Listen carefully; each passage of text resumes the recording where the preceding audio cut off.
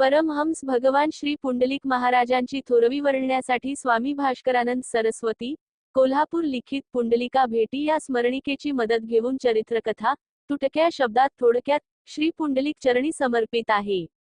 मुंबईत भगवान श्री मुंगसाजींची भेट श्री बाबांच्या इच्छेने श्री राधाकिसन बुवा मुंबईकडे निघाले। जुन्या कुलाबा मध्ये श्री भगवान दगडू भाबडे, ठाकुरद्वारला चंद्रभागाबाई कुटे, शिवलीला किसनराव आव्हाड, अंधेरीला परशुराम दराडे, दादरला श्री भगवंतराव ठाकरे अशा विविध भक्तांच्या घरी श्री बाबांचा मुक्काम झाला। श्री खंडूनानाही दातळी येथे निराश होऊन श्री बाबा मुंबईस गेल्याचे ऐकून पत्ते घेऊन मुंबईस आले। चर्चगेटला नगीन महालामध्ये जाऊन त्यांनी परमहंस श्री मुंगसाजी देवाचे दर्शन घेतले। येथेच श्री पुंडलिकाची भेट घडेल असे त्यांनी सूचित केले। पुढे शोध करताना रस्त्यात श्री पुंडलिक बाबांची त्यांना अचानक भेट घडली। श्री राधाविसनबुवांनी मग सर्व वृत्तांत कथन केल्यावर श्री खंडूनानांचा राग पळून जाऊन श्री बाबांचीच सर्व लीला असल्याचे त्यांच्या ध्यानी आले। श्री बाबांना घेऊन श्री खंडूनाना परमहंस भगवान श्री मुंगसाजीच्या दरबारी हजर झाले। सायंकाळी नित्याप्रमाणे भगवान श्री मुंगसाजींची कर्पूरारती होऊन पुष्पांजली समर्पण होऊ लागली। त्याच वेळी स्वतः श्री मुंगसाजी देवांनी बिल्वपत्र हाती घेऊन श्री पुंडलिक देवांना वाहिले।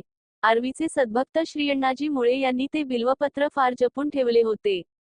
दुसऱ्या दिवशी 27 डिसेंबर 1949 रोजी सद्भक्त श्री यशवंतराव राजे घाटगे पाटील यांनी भगवान श्री मुंगसाजींनी दिलेल्या आदेशानुसार श्री मुंगसाजी देवासह श्री पुंडलिक देवांनाही मंगलवाद्याच्या निनादात सुंगधी तेल अत्तरे लावून यथासांग स्नान घातले।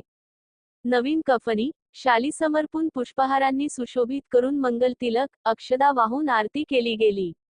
त्यावेळी राजे घाटगेच्या आईकडे पाहत श्री पुंडलिकदेव म्हणाले, माबाई, मला पागोटे नाही बांधले। त्यांचे हे वाक्य ऐकून भगवान श्री मुंगसाजींनी आपल्या अंगावरील जरतारी दुशाला पागोट्याप्रमाणे गुंडाळून स्वतःच श्री पुंडलिक देवाच्या मस्तकी सुशोभित केला। समर्थ सद्गुरू व सशिष्यांच्या प्रेमळ भेटीचा हा आगळा वेगळा सोहळा पाहून नगीन महाल परिसरात जय भगवान श्री मुंगसाजी, जय श्री भगवान पुंडलिक बाबा असा उच्च जयघोष घुमू लागला।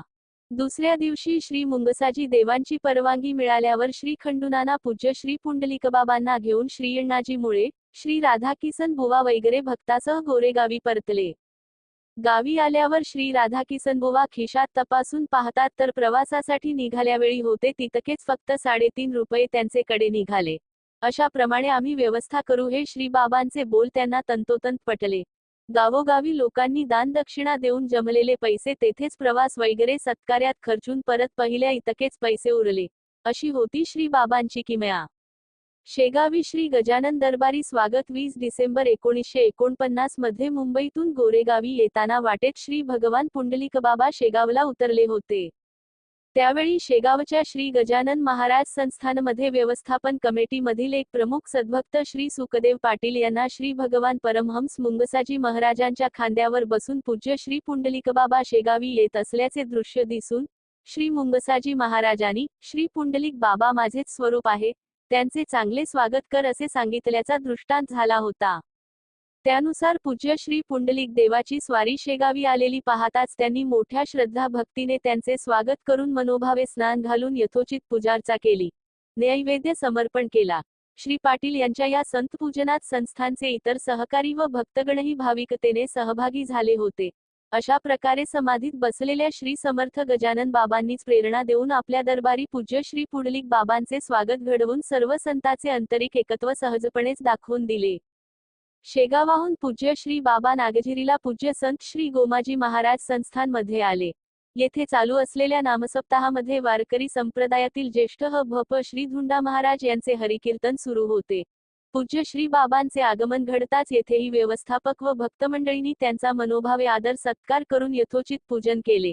अशा प्रकारे संत श्री गोमाजी महाराजांची आंतरिक भेट घेऊन श्री बाबा गोरेगावी परतले होते। क्रमशः